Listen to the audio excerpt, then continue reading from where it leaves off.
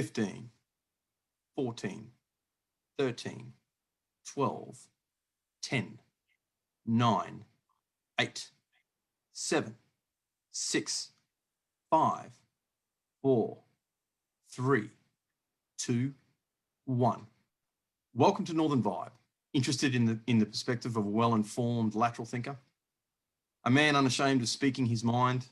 A chap who has somewhat of a reputation as a raconteur and provocateur? Then stick around. Welcome to Northern Vibe. Thanks for tuning in.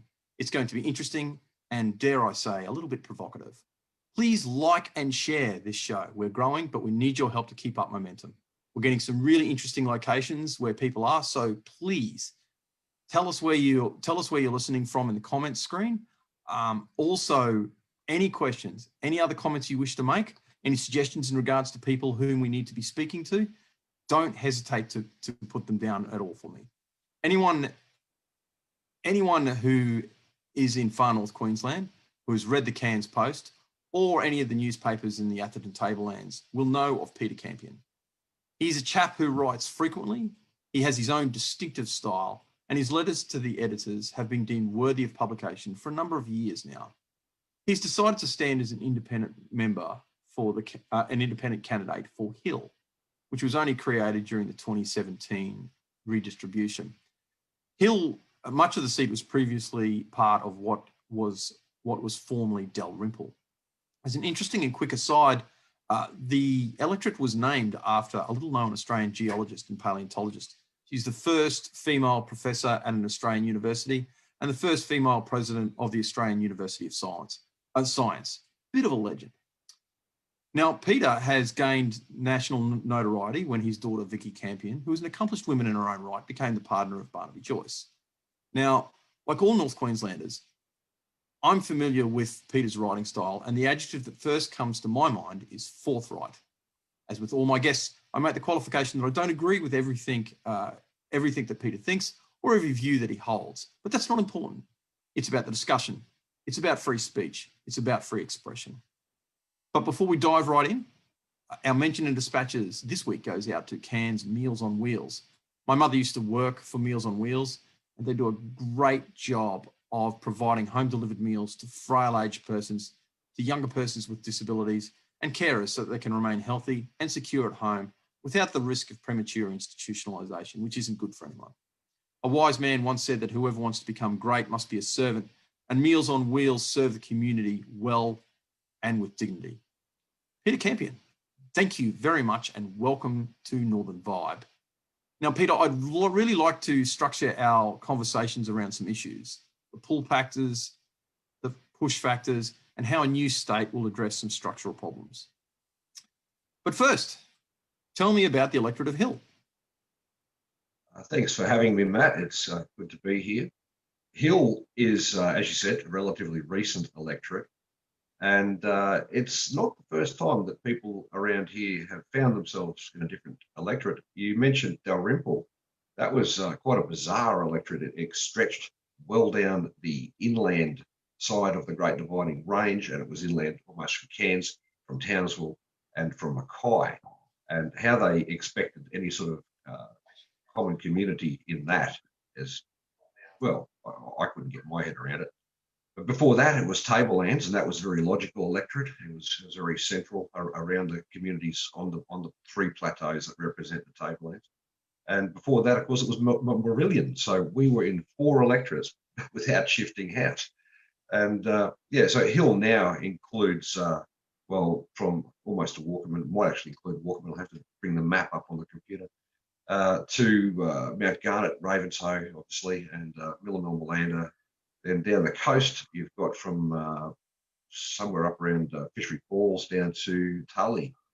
And, you know, that includes the Tablelands Regional Council area, the Cassowary Coast Regional Council area, and a section of the Cairns Regional Council area. And there's some pretty diverse communities there. However, they're all sort of fairly rural, fairly primary production, not a lot of manufacturing. Starting to get a lot of tree changes. It's very popular with tourists, particularly the grey nomads. You know, the caravanners, particularly at this time of year, are very noticeable on the roads, and the caravan parks and the free parks around the place. And the pull factors, obviously, are the climate and the magnificently maintained environment that we have. So I often get quite offended when people say, "Oh, you're not doing enough for the environment." Well, I don't know. They obviously don't live where I live, but what I look at outside my windows here is about 600 square kilometres of meticulously maintained farmland and small communities. And mate, the place doesn't catch fire. It's not littered with rubbish. It's not got toxic fumes or pollution of any sort compared to a lot of other places in the world. So yeah, Hill is a very beautiful place, very attractive to pre-changes tourists and the residents who live here for farming or for small business, to get away from the rat race, raise their kids in a quieter community. There's a hell of a lot going for it. But of course, the push factors, you're looking at the typical things that benight rural areas, particularly within the era of over-regulation, which is one of my pet beefs with the way government is structured at the moment. And it becomes increasingly hard to run any sort of small business. You've got to be an expert in 7,000 pages of legislation and regulation to be able to get through your day without running into any sort of bureaucratic harm, which is so often what it seems to be these days, rather than help. And I guess we don't have the nightlife and that. So particularly the young people, we raised 5 kids in Tolga, and one of them was even born at home in Tolga, the last guy, and one was born in Atherton, the other 3 in Cairns. And none of them live on the tablelands now. 3 are in Canberra, for goodness sake. You know, Canberra being the worst mistake that we ever made as a nation. But yeah, 3 down there, and of course Vicky goes down there part-time, and remaining fellas in Cairns. So Hill has got a lot going for it, and we don't have. I think we can expect the vote to be, focused on rural issues and rural questions, and so many of them relate to the uncaring nature of the bureaucracy and the complicity, I guess, of the two-party system in maintaining so much bureaucracy that's got to find a way to make itself relevant by imposing ridiculous and inappropriate regulations in places like Hill that they've never properly even looked at. Remember when Graham Richardson, hero of the Labor left, you'll find here in this interview, I don't like any of the political parties, right? That's why I'm running as an independent. That's a very good reason for that. So Graham Richardson locked up the forests around Ravenswood. It was all World Heritage and UNESCO, and oh, how wonderful it is to save this rainforest. Well, the locals took him out into what they told him was, what he was expecting was virgin bush in this part of the world. Bearing in mind, these million-year-old rainforests are only about 7,000 years old, because before that it was too cold for rainforest. Before this warmer period happens, probably 10, 15,000 years more accurately. So he locked up the forest around Ravenswood, and he was being taken out to see this virgin forest that had never been logged. And they took him for a walk in it and said, "What do you think?" And they said, "Yeah." He said, "This is a spectacular virgin forest." And they said, "Well, mate, it's been logged 4 times, and you can't pick it as a city site. So don't come up here and tell us how to log our forests, because we know more about it than any of your bureaucrats could ever begin to know." But nonetheless, it happened anyway. And now we've got the UN, a global socialist organisation, anyone that's read, say, the more permissive platforms that used to exist around the place. The Universal Advocate was good, Tablelander was good, Port Douglas and Mossman Gazette all printed some of my references to the fact that the United Nations has been subverted by the global socialist left, who want. That's what Agenda 21 is all about. It's on their website. Just Google UN sustainability. It's all there. So, that's Hill. What's our next subject at hand, Matt? What are we? Well, you've covered off on a number of things, and we'll expand on those. I know this is going to be a great interview. I'm really looking forward to it. Tell us a little bit about yourself, and if you've got any. Everyone loves a firefighter. If you've got any firefighting stories or anything else like that, please don't hesitate to tell us. Well, firefighting certainly wasn't what I expected it to be. I grew up as a little boy, like a lot of little boys. I loved watching fire trucks go past, the big siren sound and the big red truck and the guys all dressed spiffily in their uniforms. And so I signed up for it in '96 and I was in my early 30s, very fit. I just got my black belt in Taekwondo. So I found that the physical side of it was, well, I actually lost condition while I was at the recruit school. But I was particularly in the second last week a bit worried about the blood and guts aspect of it, which I hadn't really contemplated and I hadn't really sort of delved into that aspect of it. And I certainly didn't know until that second last week of recruit school that the fire brigade could be sent out instead of ambulances. Now, I've got a brother who was an ambulance officer for, I don't know, about 3 decades. And he wanted to recruit me to the ambulance one time. And I said, mate, I don't like the blood and guts. I don't want to do ambulance stuff. And I think maybe that's what got me thinking about fire in the end. So, yeah, there's a lot of good times in the fire brigade, a lot of very quirky people. And I worked as a fire in Mareeba and Atherton and in Cairns and Gordonvale, and then had to transfer to Cairns to get officer qualified. Back in those days, it was much harder to do it at the smaller station. We had fewer staff and older equipment and that sort of thing compared to what they have now. And so I did a few years down there and got the officer grade, and then came back up and got the position at Mareeba on merit, and then transferred to Atherton a little while later. But I copped a few injuries doing stupid things like falling down waddies at grass fires. There's places in Mareeba with very sandy loam soil. Landscape fires can move quite quickly through the tropical savanna vegetation there. And there's times when you get very sudden wind changes around the tablelands. So some very quirky little winds go on as the Mount Emerald part-time wind to electricity factory is finding out. And the consequence is that if the fire changes direction and you find yourself in the smoke, the first thing you've got to do is get out of the smoke, so you can continue to function. And this particular fire, there was about a 3-metre waddy and vertical sided waddy, quite rare, I guess, really, but given the sandy nature of the soil, then there it was. And so I went down at 3 metres and got up and kept fighting the fire. And later on in the same fire, had a misfortune to go down at another location. And then got into a car crash on the way home from a shift one time. Got hit from behind with about 100 k's difference. I'd slowed down for an animal on the road, and car behind thought they might overtake and sped up, and then saw the animal and came in and hit me. And then so it had a cumulative effect on my spine. And a couple of one time in a car accident, the patient unexpectedly came free, and the car was on the side of a hill, and the only option was to catch this person who was quite a bit heavier than I was body mass wise, so that they didn't slide down the hill. And the back was playing up, but what really got to me in the end was kids, mate, particularly kids that we raised 5 kids. Tolga, they all went to local schools, Tolga School and Atherton High. And when there's a family that's very similar to yours, 5 kids and raised in Tolga, and one of them has a mishap with a motorbike, and you get there first ahead of the ambulance, which is just too common. And I hated those jobs more than anything.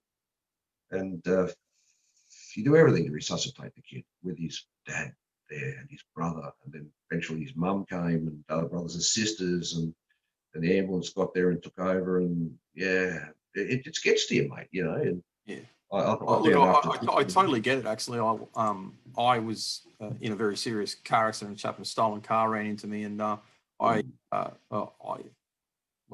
think it would not be an exaggeration to say I owe my life to some fire officers. So, seriously, thank you very much for your service to the state. That's, everyone loves the fireys, but like it's still no picnic what you do.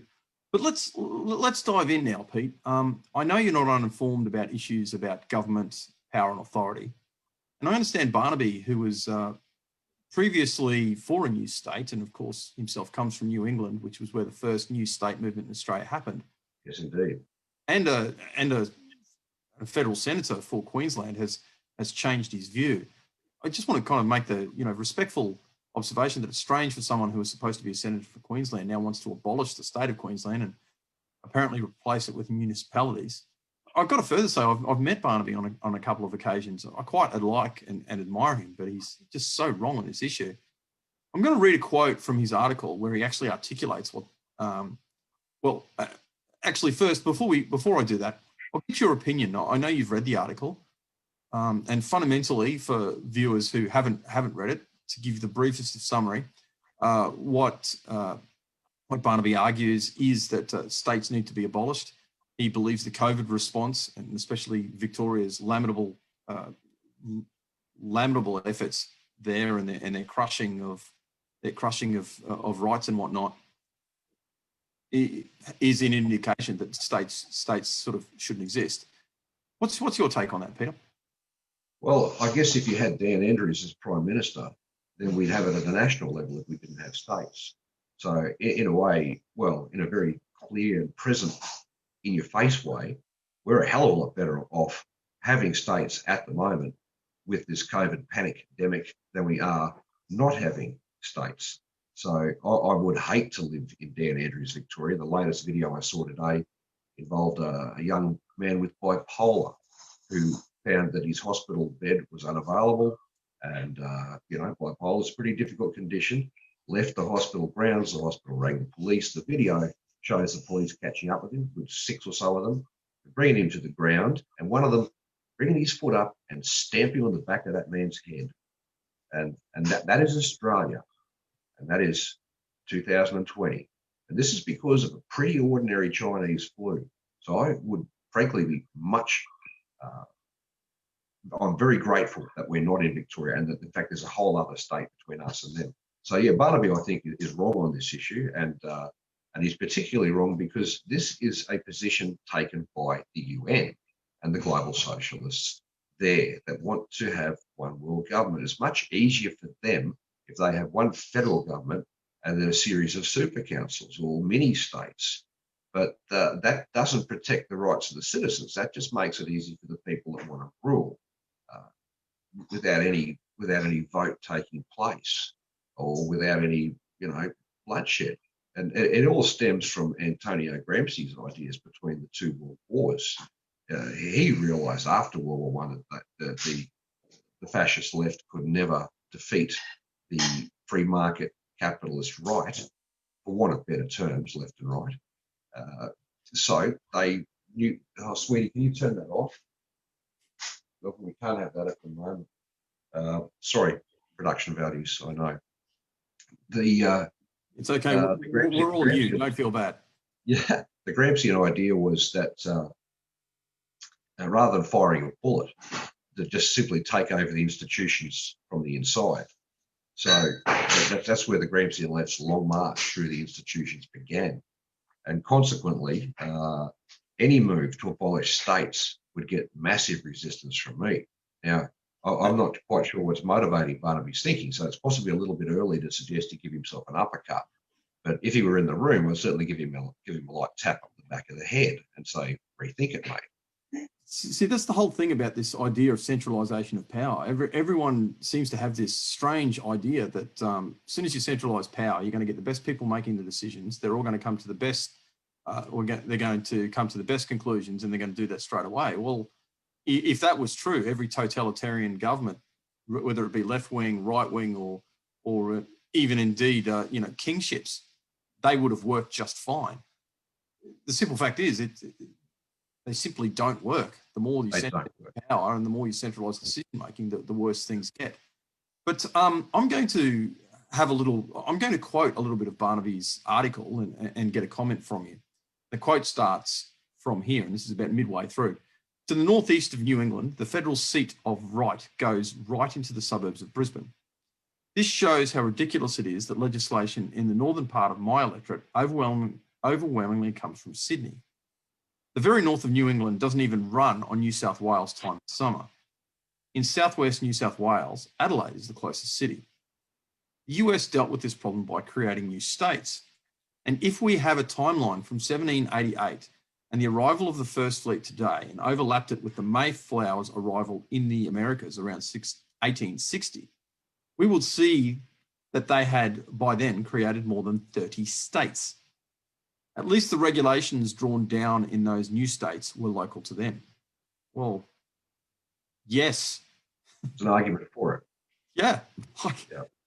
So he's written this, he's fundamentally written this article kind of saying, well, we don't need new states, and then perfectly articulated why new states are indeed the answer.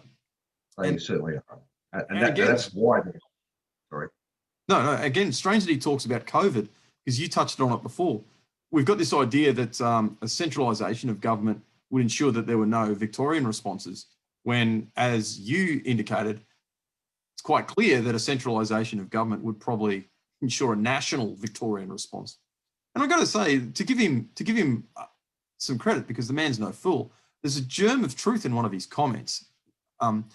It's in some of the other articles, there are court decisions and power grabs by Canberra that have made states less relevant. That's kind of true.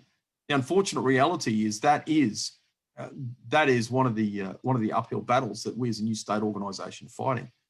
Barnaby articulates in the article that he believes there's no turning the tide, but rather than abolishing the states, what do you think needs to happen, Peter?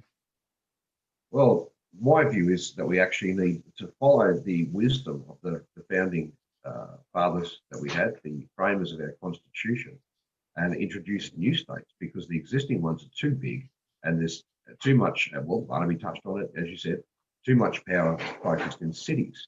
The cities tend to attract all the best paid public servants and all their hangers on. They all want to be close to the nexus of power. So it's far better to have more smaller capitals, and you don't even really need capital cities anymore. One of the things I would propose, if we were to get a North Queensland state up, is that we didn't have one city as the capital city. Have the parliament mobile, have them meet in each electorate in turn. All they need is a hall. Everything these days is on the internet, and that's on your phone, and that's in your pocket. You don't need an office. You don't need a big staff sitting all in one skyscraper at 1 William Street. I'd like to take 1 William Street and sell it, and get everybody out of there. And okay, we'll meet in this electorate in Brisbane.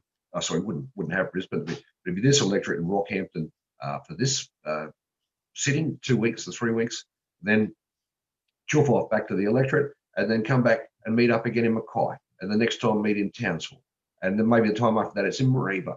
But it'll eventually, over the lifetime of the parliament would sit in every single electorate. Canberra, I got to say, sorry, I love that idea, and it's astoundingly like one of the ideas that has been raised at a number of our forums. For just to give a quick degree of context for that, for our newer viewers, Brisbane, the organisation that I'm part of, that is pushing for a new state. We've held forums in Cairns, the Atherton and Tablelands, Townsville, Mackay, Rockhampton, Gladstone, and as far south as Bundaberg. And at one of the interesting, because you hear a lot of magnificent perspectives, and at one of the meetings there was this interesting chap that got up and started talking about Parliament, and then started talking about Star Wars. And I have to admit, for me it was a bit of a head slapping moment, but fundamentally his point was this. He kind of said, well, we've all seen Star Wars, where we have the intergalactic Senate, where they're all beaming in and they're having their debates. They're having the debates there. They're not actually there. He said, well, we already have that technology. Why aren't we using it? If you think of be a lot cheaper. Big advantage.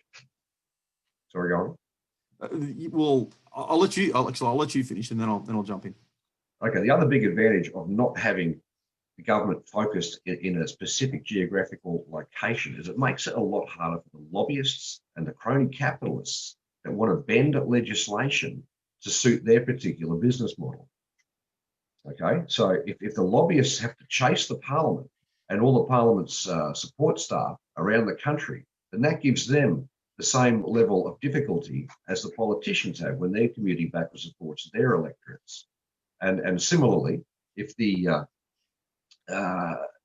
got the city politicians, so say you've got the electorate of South Brisbane, then there's not much commuting for you. All your time is available for your work. But if you're someone like, say, Bob Catter, and you've got to travel, endless hours on aircraft and endless hours in four-wheel drives to get to your community, then you're wasting a lot of otherwise productive time just on getting from one place to another. So by having the parliament spread around whatever state or whatever country, it could be Australia, then it makes it fairer for everybody that everyone has to participate in the travel if you want to meet together, or as you said, do the Zoom thing or do the Skype thing or beam me up, Scotty, whatever. But we're not living in the horse and cart days anymore when a lot of these things were framed. And Canberra, just get back to that point, was the biggest mistake this country has ever made. Because not only does it provide a nexus for all the worst sort of ticks and parasites, rent seekers and other hangers-on that want to get into the taxpayers' vein and suck greedily, engorge themselves, and eventually fall off and keep getting paid after they've well past their use-by date. It's been just a huge black hole for us financially. All their fancy artworks and fancy boulevards and all that. I mean, that's wonderful for them. But what about for someone on the Western Plains of New South Wales that doesn't get to Canberra, or someone in tropical North Queensland who doesn't get to Canberra? We don't see any of those fancy artworks, $6 million paintings. We could have avoided all that just by having the federal parliament rotating between Sydney and Melbourne at the time, and then later Brisbane and Adelaide as they came online. But precisely, concerned with the new state. And now we're just getting back to the new state part of it. I reckon I had this conversation with Bill Bates a number of times. Just having a North Queensland state is good, but even better would be to split. And I've said this to you before we started. We split Queensland into three, and I've been just calling them for shorthand. North Queensland, which is the Bill Bates line going north, or the Brisbane rather line, and then Southeast Queensland, which extends from the Brisbane River north, Sunshine Coast and all of that, and also extends out west to the western boundary, and also the bottom state on the south side of the Brisbane River and also going west, including the Gold Coast, of course, would be New South Brisbane, for argument's sake. Now, Southeast Queensland and New South Brisbane would be so busy throwing bottles and rocks at each other across the Brisbane River that North Queensland would be left alone to get on and do what we do, farm, mine, and be productive. And we wouldn't be pouring endless amounts of our wealth into the bottomless pit that is Brisbane and the rent seekers that are attracted to that sort of nexus of power and focus of money. Oh, they'd be, to quote someone's slogan, they'd be off our backs and out of our wallets. Thank you. Can we steal that, by the way? Yeah, well, it's not copyrighted. They're just words. It's less government, less tax, get out of our wallets, get off our backs. Okay. And I wanted to mention sugar, I don't know what that was. My trigger warning at the start, that was my wedge. That being a realist and not a politician, I'm far less likely to lie about stuff, and therefore I'm far more likely to offend snowflakes. So if you have snowflakes watching, there's your trigger warning.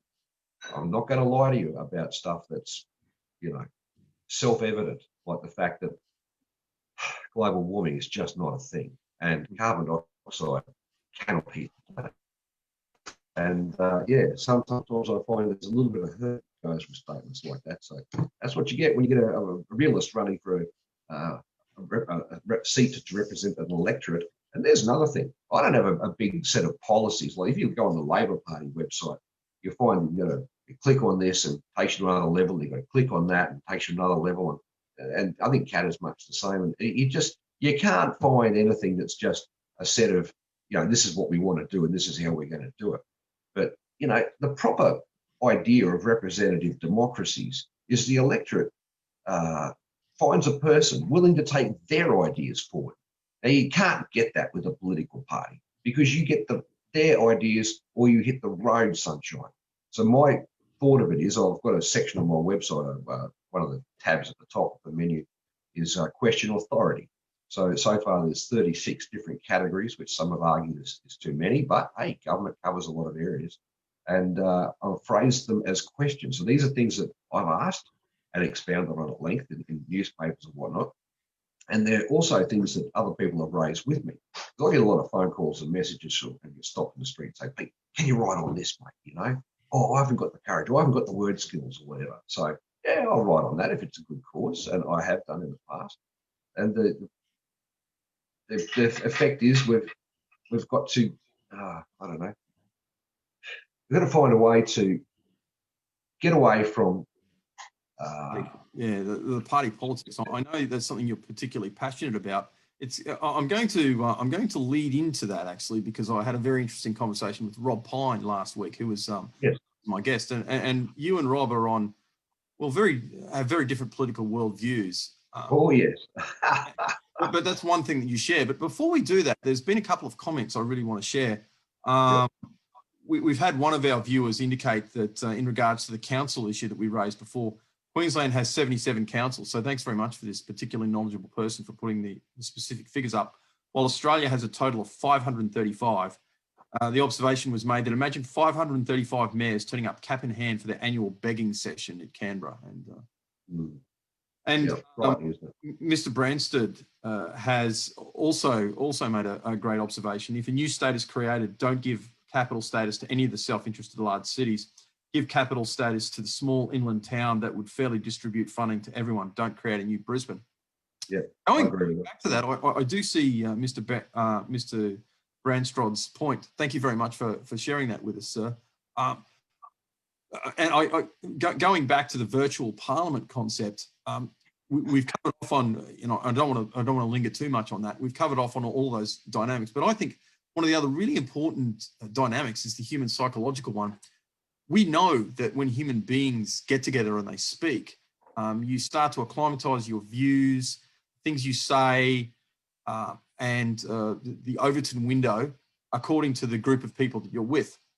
So you might have someone who's all fire for their particular electorate and for their particular region up here. But when they go down south, for the simple fact that they're surrounded by, because there are 93 state electorates in Queensland, they're going to be surrounded by 73 electorates that are fundamentally all in the Brisbane or the greater Brisbane areas within a 250 kilometre radius. That is going to affect them psychologically. That's just a human fact. If we get the and I do love causing it, so I'm going to call it, if we get the Star Wars version of people beaming in Scotty, you think of the effect that's going to have on those people individually psychologically. So they're having a meeting with a constituent. So you're sitting there in your office. Imagine you've been elected. You're having a quick chat with Mr. Branstad, who's may or may not be in Hill. He hasn't indicated where he lives. But you're having a discussion with him, and you look at your watch and say, "Excuse me, sir, just one moment. I've got to beam in. You made some great points. I'm going to raise them in Parliament. I've got to beam in right now. Can you give me 2 minutes?" So you imagine the difference that is going to make on the dynamic of real representation. But I do want to start this conversation that I had with Rob Pine. Now, the way I interpreted his conversation, he was concerned that party politics was seriously distorting democracy, at least as much as the critical mass of electorates, the 73 electorates in the southeast corner. And following right on, I've got a quote from George Christensen from 2019. He said, we set our own agenda and set our own rules. When they start telling us up here what we can do, what we can't do, what we should be doing for our way of life, fishing or our industries like commercial fishing, mining, farming, and they are doing that. When he's speaking about they, obviously he's speaking about Brisbane. They're restricting certain activities. They're putting rules and regulations around things which stop the creation of new industry, new business and new jobs. That's a major problem that has to end. The only way we can fix that is self-governance up here. And interestingly, Mr. Christensen said the LNP isn't there yet. So it's the concerns you share are concerns shared across party lines.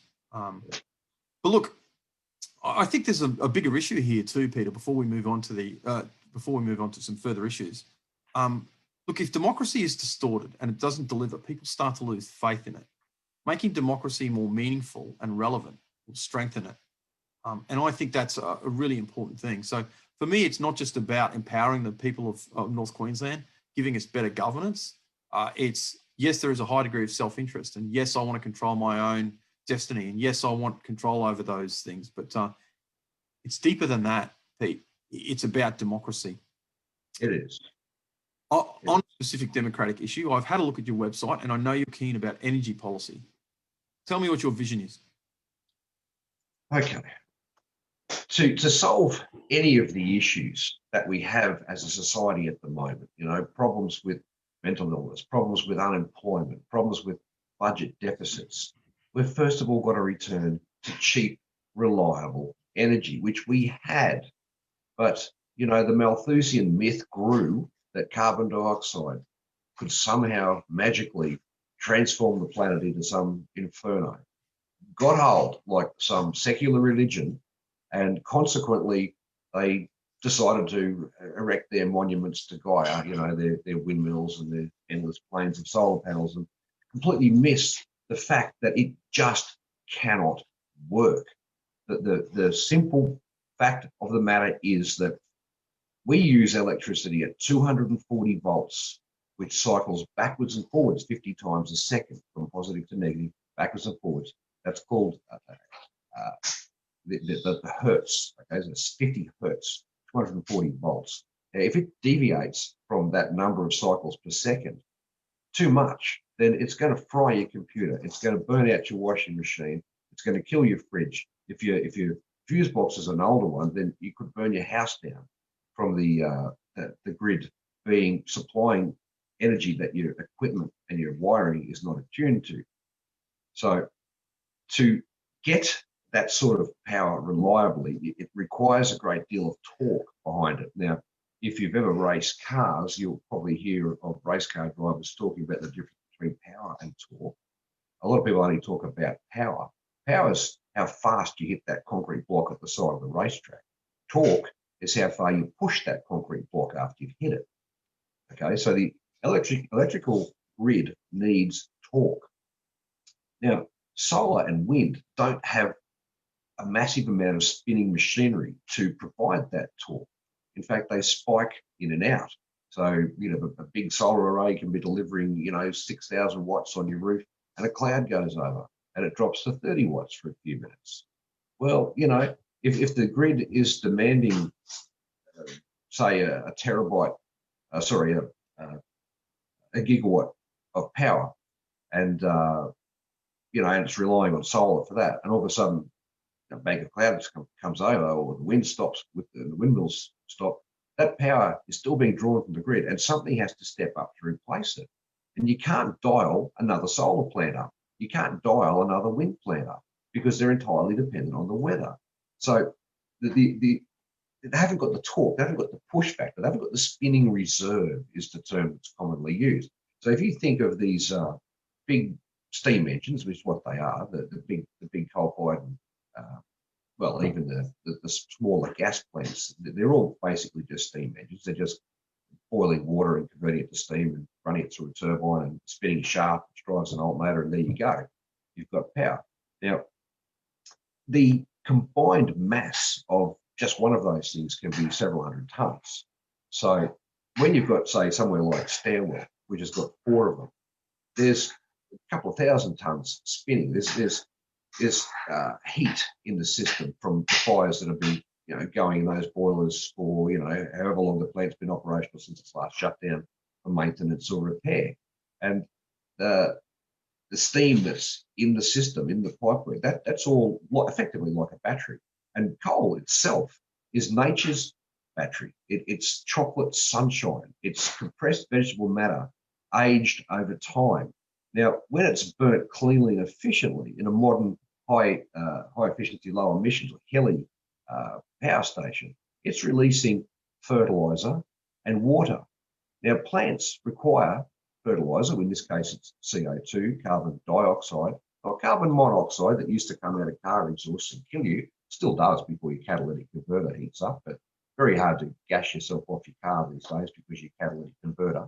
And that's what the power stations have. They scrub out all the dioxins and whatnot that used to be a problem. Technology's advanced a long way. So in fact, when some of the older coal-fired stations in the US were retired, the farmers in the footprint downwind of them suddenly had to start buying sulfur fertilizer. They never had to buy again. Because it turned out the power plants were actually delivering them sulfur as well as carbon dioxide and water.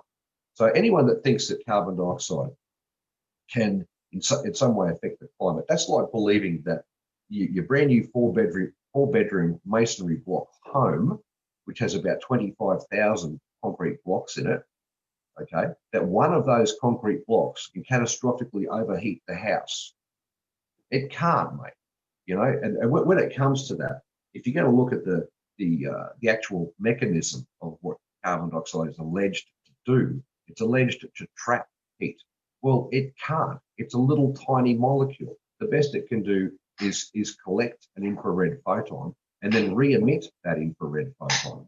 And it does so in the space of a fraction of a second. It doesn't store it up for years. And, you know, the carbon dioxide doesn't build up in the environment. None of this is true. All these myths that the UN IPCC comes out with, and all their boosters and all their rent seekers and all the networks that are built up to profit from it, none of them understand the science of it, because the most active greenhouse gas, which even that isn't fully correct, the greenhouse effect, that's challengeable, and Nikolov and Zeller have done a very good job of that.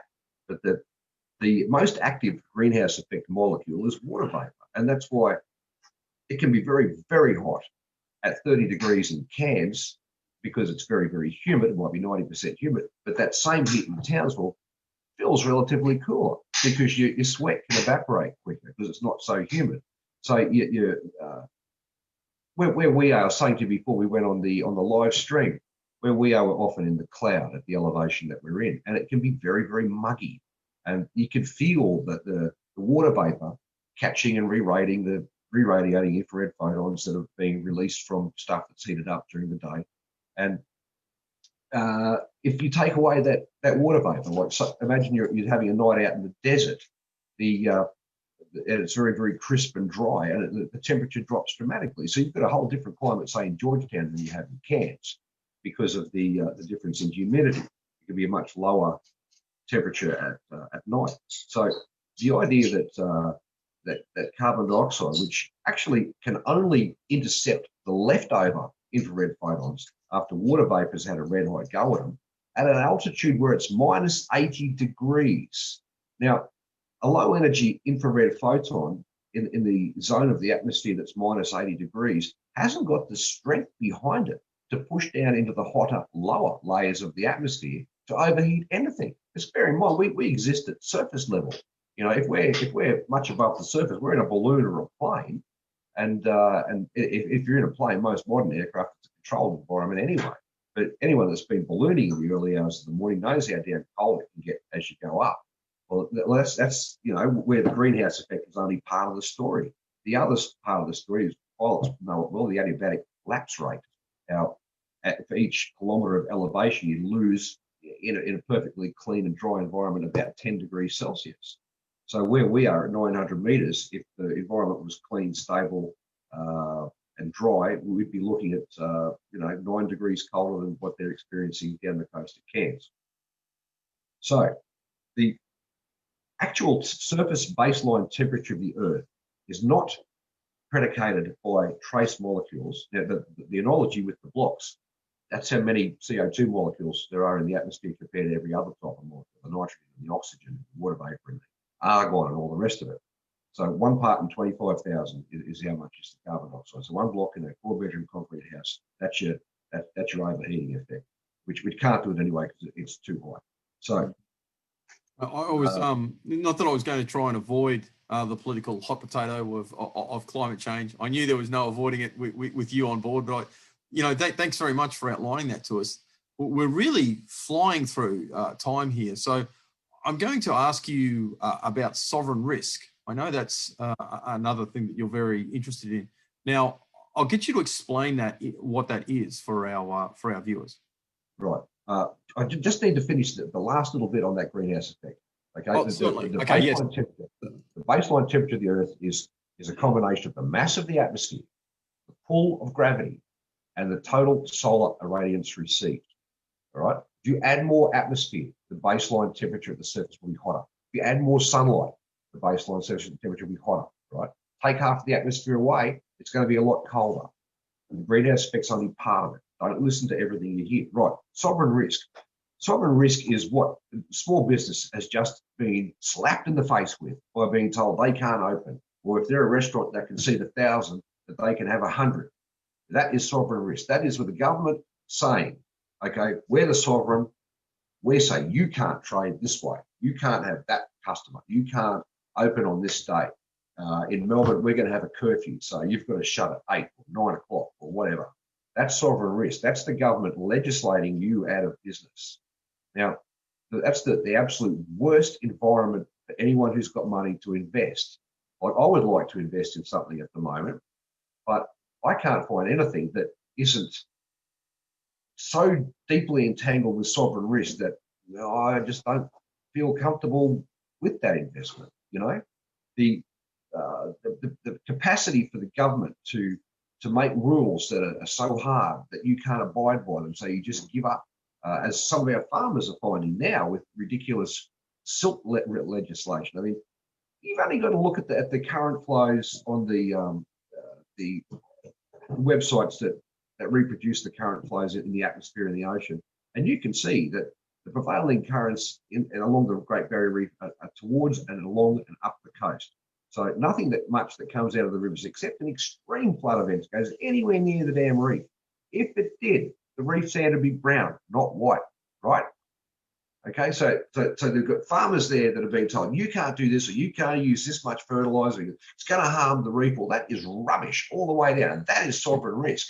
And that's the sort of thing that we need to get rid of. And that's why my slogan is less government, less tax, get out of our wallets and get off our backs. We don't need all this. It's driven by Malthusian wrongology from global socialists who have been working through a multi-generational plan to get control of every government on earth. And right now, they're very close to it with Victoria. Because you got to remember, it started off with just your normal Western Malthusians, the Club of Rome, and all this stuff's readily searchable. They've got a book out, Club of Rome. They're what was it called? Not Limits to Growth. That was Thomas. Anyway, got it in the library down the back. So they originally were Western billionaires who just didn't like the idea of too many people. But, we've got a nation that's very good, very quick to nick other people's ideas, and it's just to the north of us up there, and it creates a new flu every year. And China found that they could just simply invest a whole lot of money in Africa and buy a big block of African voting rights, and then they can just control the UN, and they can use the UN to tear down the competitiveness of Western society by saying, you can't log your forests, you can't even gather firewood, and you can't burn off because you're going to release too much carbon dioxide, which is a myth. And then, you can't farm the way you might want to because you're potentially going to kill the coral, another myth, So they infect our bureaucracies and our politicians and our media with myth after myth after myth that people believe, because no one's got the time to dig down into it, to the actual papers, the science papers. They're readily available. Most of the time they're free to access if you've got the time to read them. And, I'm not that bright, mate. I do it all open book. I'll have several websites open at once to figure out what the hell it is I'm reading. But eventually you can figure out enough of it to know what's true and what's not true. And we're not at threat of any sort of man-made catastrophic global warming. We're not damaging the reef. We've got the cleanest environment in the probably any Western country. Western countries have all got better and cleaner environment. Oceanic plastic comes out of 10 rivers. 7 of them are in Asia, and the worst offender is the Yangtze. So why that? Goodness knows, are they banning plastic supermarket bags here? Except that maybe, once again, crony capitalists, the people that run supermarkets, thought that, oh, gee, we're giving these bags away for free. We could be making 20 cents a piece on those. And that's what happened. They just tell people, oh, you're saving a turtle. Some poor kid was on the news tonight, 10 years old. Oh, it's her idea, saving the turtles from the plastic bottles. Well, if you're a marine mammal, if you're a marine reptile and you're in the habit of eating jellyfish and you find jellyfish delicious, now imagine biting down on a delicious, juicy jellyfish. Now imagine biting down on a plastic bag. Do you think you're going to tell the difference? A healthy turtle is, and it's not going to swallow it. It's going to spit it out. Now, the Greenpeace nutters were running around talking about a turtle with a straw in its nose and implying that the thing had inhaled a straw. It's an air breather. If it's inhaling underwater, it's already in serious trouble. So someone obviously stuck that straw in its nose for a good photo op to try and make Westerners feel guilty about plastic straws. So then they take away the plastic straws wrapped in paper and give you a paper straw wrapped in plastic and think they've done a good thing. But someone's made a lot of money and someone's got media exposure and someone cemented their position in some organisation, and we cop it in the ring every single time, and that's got to stop. And the only way that can stop is to get well, they're almost like crime gangs now, the political parties. And if you look at Dan Andrews' Labor Party in Victoria, you'd have to say that is a crime gang. We're complete with, jackbooted enforcers. We've got to get them out of government. All of them. They've got no right to rule. Political parties aren't mentioned in the Australian Constitution or the Queensland Constitution. There's no mention of this party, that party. The Prime Minister doesn't get a mention in the damn Australian Constitution. So why do we accept rule by criminal gangs who, well, I tend to refer to them all as the uni party anyway, with the UN in capital letters, because they're all bending over backwards for the UN. And that's why I'm so worried about Barnaby's essay on the one federal government and lots of super councils, because that's exactly what the UN wants, as we touched on earlier. Mate, we've got to reclaim our government. It's a representative democracy. That means the representatives have to represent an electorate. They've got to be not telling people what the party in Brisbane has decided, right? By the people, for the people shouldn't be a punchline. We've really covered a fair bit of ground here, and we've only got about 10 minutes to go. So I'm going to jump in and ask a question which might seem a little bit unusual, but I'll get you to indulge me. And I ask this of all my guests. If we get a new state, who gets to keep the maroon jersey for football? Well, mate, I think it's a bit like the Australian flag. You've got to show where you've come from. And in our case, our Westminster system, our democracy is founded by, well, it's a spin-off from the English one. So we have the Great Britain, it's not the English, Ireland, Scotland, and Wales combination of their flags up in the corner of our flag. And,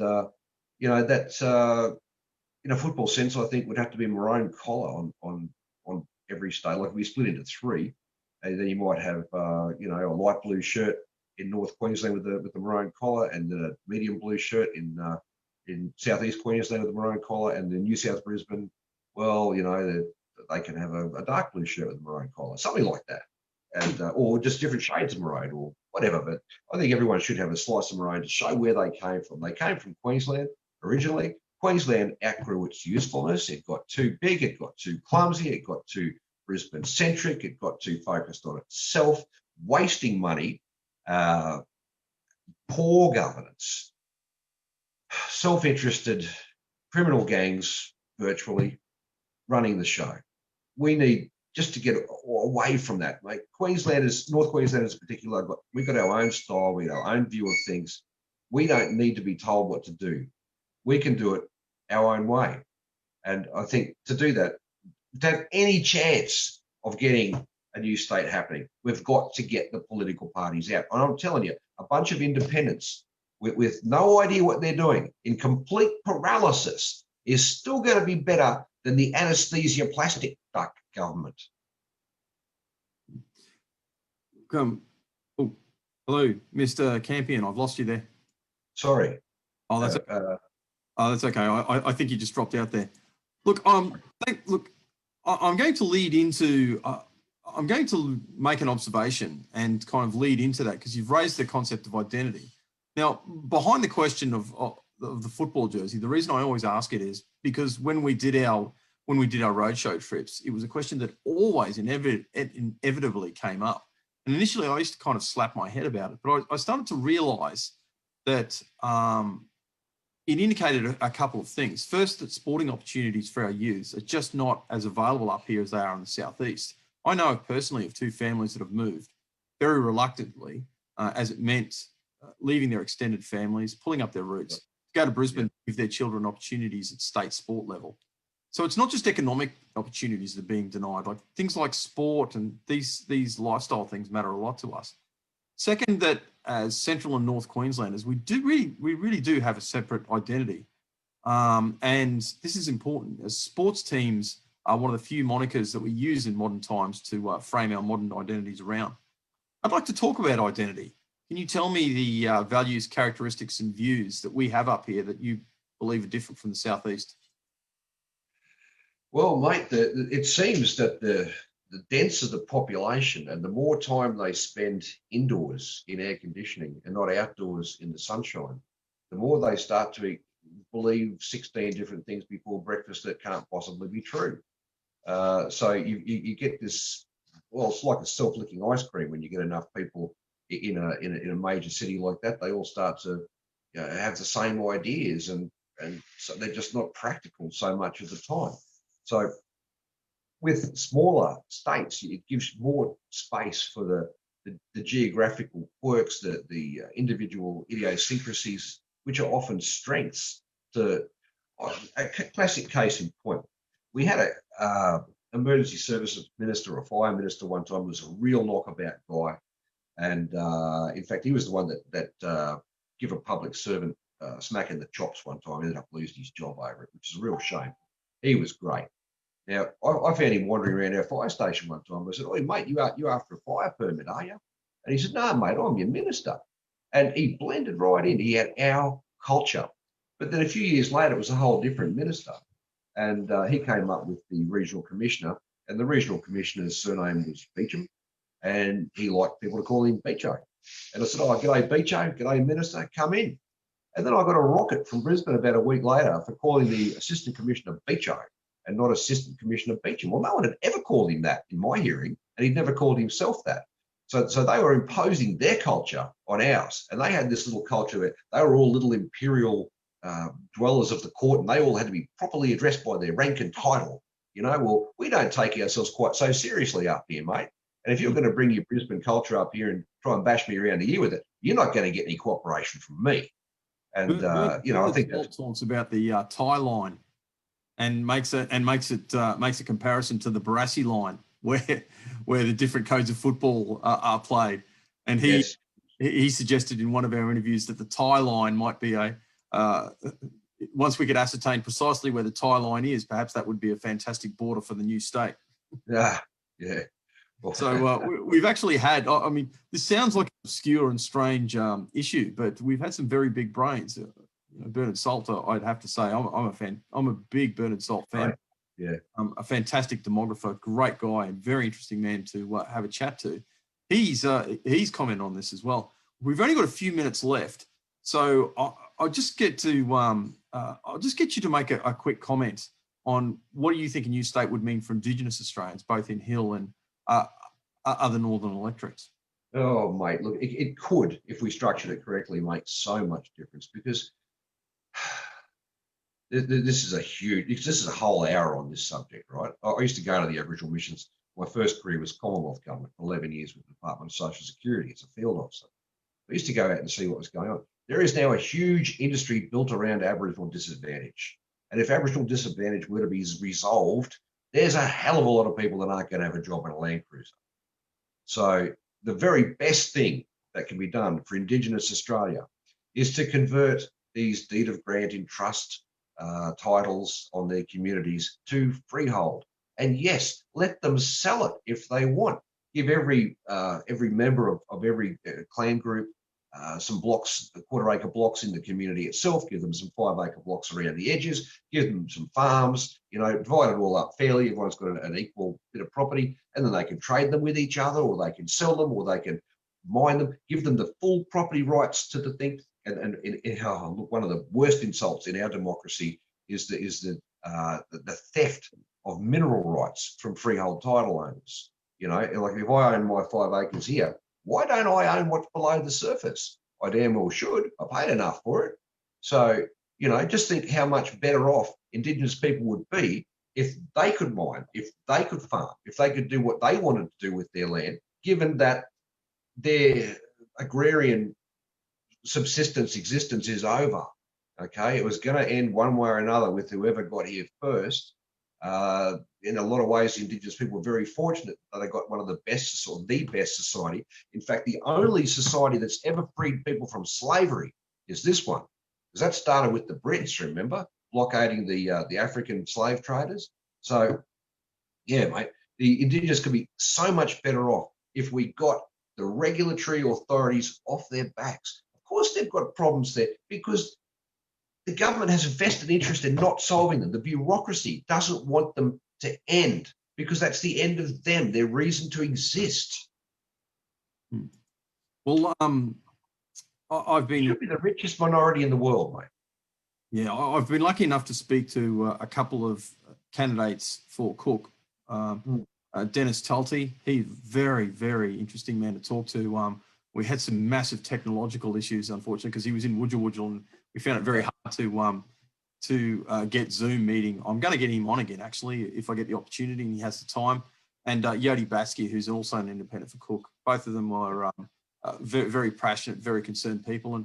And both of them made the observation that, you know, we don't need specific Indigenous, specific democratic, you know, further distortions of democracy. They want to move, they want to win those seats on their own measure and their own merits as candidates. So I found that particularly reassuring, and it's great to see these, you know, articulate, intelligent, driven, concerned people out there. But mate, we're right on 7 o'clock. We've gone longer than I expected. I wish we could have. There were a few other issues, quite candidly, that I did want to cross off on. Perhaps we will have time for another interview further down, but I'm going to have to wrap it up there. Thank you very much for taking the time to come and speak to me today. For all of our viewers who are out there and interested in finding out a little bit more about Peter, he has his own website, so don't hesitate to just Google him. He comes up on there. Have a jump on, have a read of the things that he's read, and you'll get a very good indication of his opinions. So thanks very much for tuning into Northern Vibe. Peter, thank you very much for coming on and speaking to me today. Please please share Northern Vibe. We're normally hovering around, depending on the guest, we're hovering around about 1,000 shares when we look at all the different websites that it goes through. So we're getting around about the 1,000 views mark, which is kind of cool, but we really want to ratchet it right up. We can't do that without the assistance of people liking and sharing and making comments. So thanks very much to anyone who's tuned in today. Thank you again, Peter. Look forward to seeing everybody. Next week for our next edition of Northern Vibe, where I've got a pretty good guest lined up. We're going to cover off on some of the economic issues. Peter, just stay online just after I go off. But again, thanks very much.